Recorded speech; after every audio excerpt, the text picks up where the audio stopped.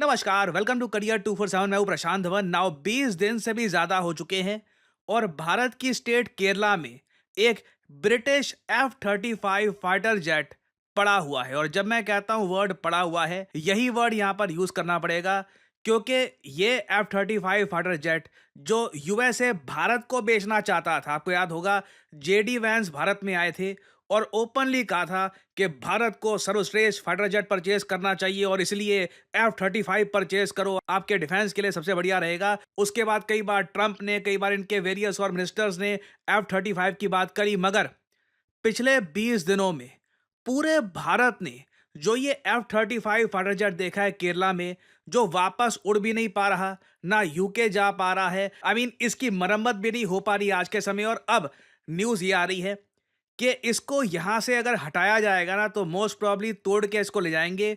एक transport aircraft आएगा UK से यहां पर, और इसको तोड़ के सारे पंख वगैरह सब तोड़ के एक ट्रांसपोर्ट एयरक्राफ्ट में डालकर वापस यूके में ले जाया जाएगा। पूरे भारत के सामने पिछले 20 दिनों में F-35 फाइटर जेट की जो भी ऑरा थी, आपने आज के समय सुना होगा सोशल मीडिया पर, यह वर्ड काफी पॉपुलर हो गया है, ऑरा। ये जो वर्ड है ऑरा, इसको समझाना बहुत मुश्किल होता है। कई बार आपने देखा होगा कोई व्यक्ति आपके सामने आएगा या फिर उसको आप देख रहे होगे, उसकी जो विशेषता है, उसकी जो ताकत है, वो अपने आप में उसकी एक ऑरा क्रिएट करती है। फॉर एग्जांपल अगर मैं कहूं कि रिसेंटली शुभमन गिल ने जो डबल सेंचुरी मारी है इंग्लैंड में, उनकी ऑरा ही अलग ही दिख रही है। नाउ F-35 फाइटर जेट की भी जो ऑरा थी ना, पिछले 20 दिनों में तो मैं कहूंगा भारत में बिल्कुल डिस्ट्रॉय हो गई है। इंडियंस ने इतना मजाक बनाया है F-35 फाइटर जेट का, मीम्स बनाई है, और ये मीम्स बनाना बनता भी है, क्योंकि किसी ने सोचा नहीं था कि F-35 फाइटर जेट एक मामूली सी नेवल एक्सरसाइज में पार्टिसिपेट करते करते ऐसा वहां पे प्रॉब्लम आ जाएगी कि 20 दिन से स्टैंडर्ड पड़ा रहेगा और इसको हिलाना इम्पॉसिबल होगा। मैं देख रहा हूं यूके मीडिया ने फाइनली 20 दिन के बाद ये टॉपिक कवर करना स्टार्ट कर दिया है। पहले तो देखो, मैं साफ साफ बता दूं, अगर कोई ये इंडियन इक्विपमेंट होता, कोई तेजस फाइटर जेट होता या फिर कुछ और होता, अब तक पता नहीं कितने दर्जनों आर्टिकल पब्लिश हो जाते। मगर ये F-35 वाली न्यूज को कई हफ्तों तक वेस्टर्न मीडिया ने कवर किया नहीं। अब मैं देख रहा हूं एक दो दिन पहले द टेलीग्राफ फॉर एग्जांपल, इन लोगों ने रिसेंटली आर्टिकल पब्लिश कर दिया था कि भारत दुश्मन है, इंडिया इज द एनिमी। बहुत शॉकिंग आर्टिकल था। ये लोग अब यहां पे आर्टिकल पब्लिश कर रहे हैं कि इंडिया ने मॉक किया है रॉयल नेवी को over stranded F-35 fighter jet. Again मुझे समझ नहीं आ रहा कि ब्रिटिश मीडिया सडनली इंडिया के बारे में ऐसी बातें क्यों लिख रहा है। हमने कोई रॉयल नेवी को मॉक नहीं किया है। बिल्कुल केरला टूरिज्म ने ये F-35 फाइटर जेट को लेकर एक एआई जनरेटेड एनिमेटेड इमेज ये यूज करी, और यहां पर लिखा है यूके F-35B। इसकी स्टेटमेंट है, इसने कहा है कि केरला इतनी कमाल की जगह है कि मेरा जाने का मन ही नहीं करता। एक बहुत ज्यादा आप कह सकते हैं इनोसेंट सी मीम है।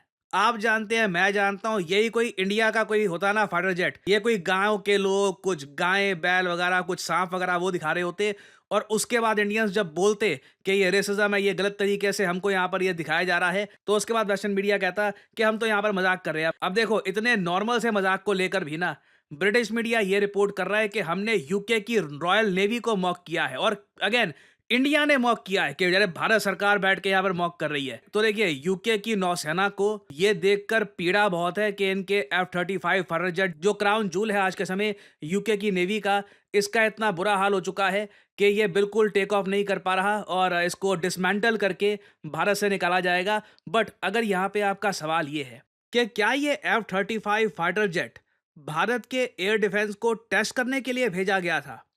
वेल, अगर भेजा गया था तो ये टेस्ट बुरी तरीके से फेल हुआ है।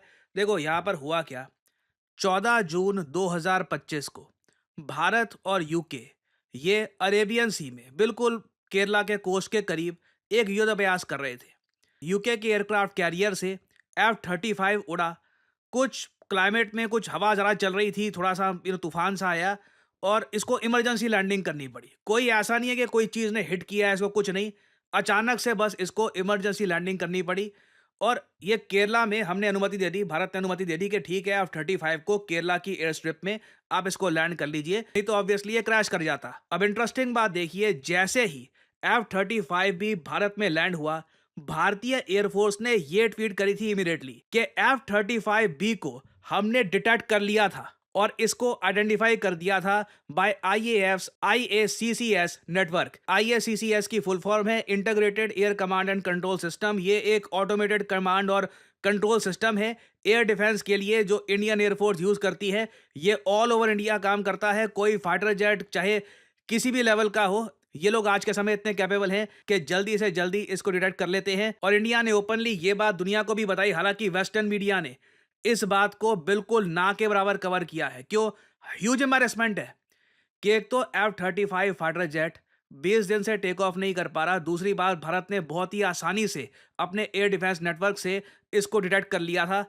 कोई इसकी जो स्टेल्थ कैपेबिलिटी है भारत को शॉक नहीं कर पाई। और अगेन, ये जो मैसेज है ना, ये सिर्फ ऐसा नहीं है कि यूके और यूएस को हमने भेजा है, ये चाइना को भी भेजा है कि जो तुम भी 5th जनरेशन फाइटर जेट अगर बनाकर बैठे हो, अगर तुमको लगता है कि वो F-35 की कैटेगरी का है, जो मोस्ट प्रोबेबली नहीं है, तो इंडिया आराम से उसको डिटेक्ट कर लेगा। अपनी स्टेल्थ कैपेबिलिटी पर इतना विश्वास मत करना कि आराम से इंडिया के एयर स्पेस में चले जाओगे। बट एक क्वेश्चन ये आता है, हमने डिटेक्ट तो कर लिया F-35 को, मगर क्या जानकर यूके ने इंडिया के एयर डिफेंस को टेस्ट करने के लिए ये सब किया था?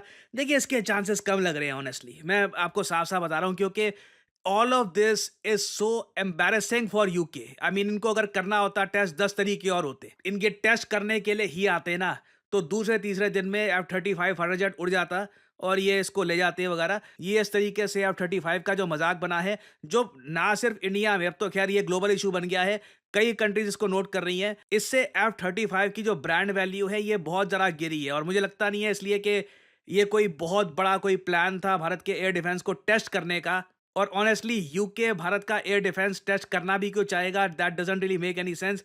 अगर यूएस को या फिर किसी और कंट्री को टेस्ट करना है तो 10 और तरीके हैं। और हमारे तो देखिए कॉम कासा लेमोआ जैसे एग्रीमेंट्स भी हैं बहुत सारे यूएस के साथ, यूके के साथ। काफ़ी बार यूएस की एयरफोर्स भी आ चुकी है भारत में फॉर वेरियस एक्सरसाइजेस और इवन डिफेंस एग्जीबिशन के लिए। तो नहीं, आई मीन, आई थिंक यहाँ पर जेन्युइनली ये F-35 फाइटर जेट में एक फॉल्ट आ गया था, जो अपने आप में बहुत एम्बैरेसिंग है।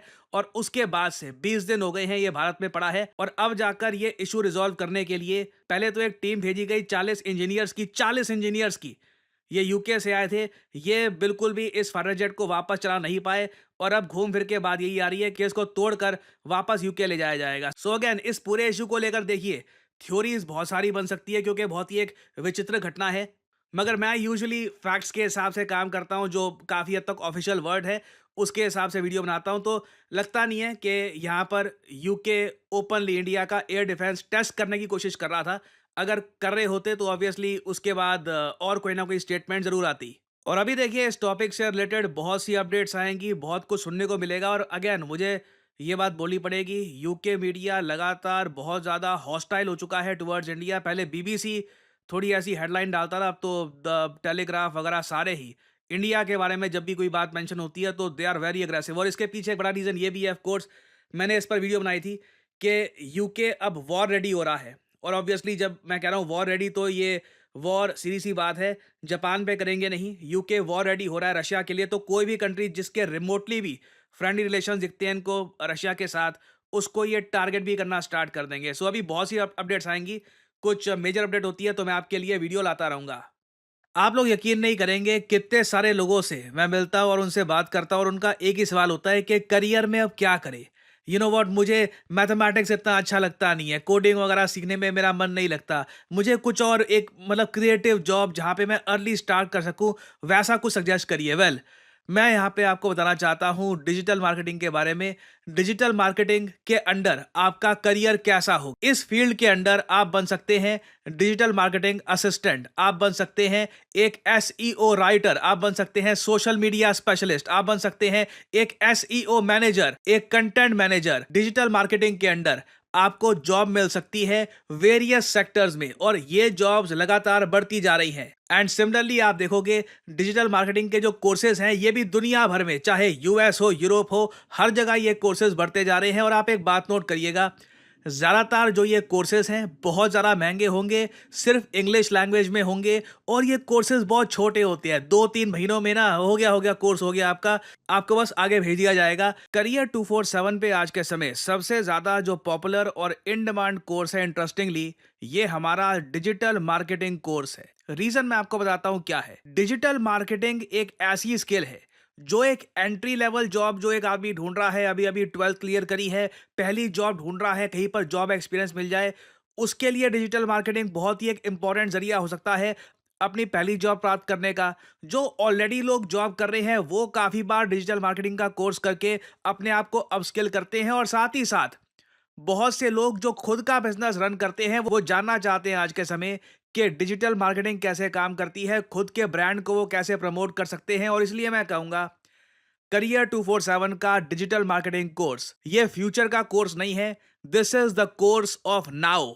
और आज के समय बहुत सारे स्टूडेंट्स करियर 247 के साथ मिलकर डिजिटल मार्केटिंग की स्किल लर्न कर रहे हैं। एग्जाम्पल के लिए कुछ प्रोजेक्ट्स आपको मैं दिखाना चाहता हूं इस तरीके से। ये एक एग्जाम्पल है कि मेक माई ट्रिप जो ब्रांड है किस तरीके से इसकी डिजिटल मार्केटिंग कर सकते हैं, इसके बारे में ये हमारे स्टूडेंट्स ने ये रिपोर्ट तैयार करी है, प्रोजेक्ट्स तैयार किए हैं। ऐसे वेरियस मैं आपको एग्जाम्पल्स दिखा सकता हूं जहां पर जो लोग डिजिटल मार्केटिंग के बारे में बहुत कम जानते थे, now they feel very confident और उन्होंने अपने टाइम और रिसोर्सेज की इन्वेस्टमेंट करी है एक बहुत ही यूजफुल स्किल में। सो एनरोल करने के लिए आपको करना क्या है, सिंपली जाइए इस वीडियो के कमेंट सेक्शन में, पिन्ड कमेंट में आपको मिल जाएगा ये link, start your digital marketing journey now. और यहां पे आपको करना है इस लिंक पर क्लिक, आपके सामने खुल जाएगा ये पेज।